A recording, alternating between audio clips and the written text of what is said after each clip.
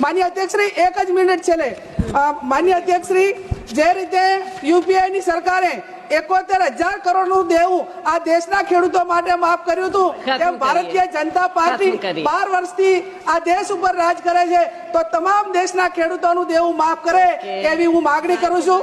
માન્ય અધ્યક્ષશ્રી, મારી છેલ્લે એક જ વાત છે કે જ્યારે ગૌ માતાને આપણે એક રાષ્ટ્રીય માતાના દરજ્જા માટે માગણી કરી રહ્યા હોઈએ, મારા રાજ્ય ગુજરાતની અંદર 1800 થી વધારે ગૌશાળાઓ આવેલી છે, એમાં 203 ગૌશાળાઓ એ મારા બનાસકાંઠા જિલ્લાની અંદર આવેલા છે. જે હું કમિટીની અંદર મારો જે સમાવેશ થયેલો છે એ કમિટીમાં પણ અમારી ભલામણ છે કે ગાયને નિભાવણી માટે પ્રતિ પશુ દીઠ એ 100 રૂપિયા આપવામાં આવે. માન્ય અધ્યક્ષશ્રી, જ્યારે ગુજરાતની અંદર વિપક્ષે ગૌ માતાને રાજ્ય માતાનો દરજ્જો આપવા માટે પ્રાઇવેટ બિલ લાવ્યું, ત્યારે પણ ભારતીય જનતા પાર્ટીએ એ બિલને ચર્ચા માટે મંજૂરી આપી નથી.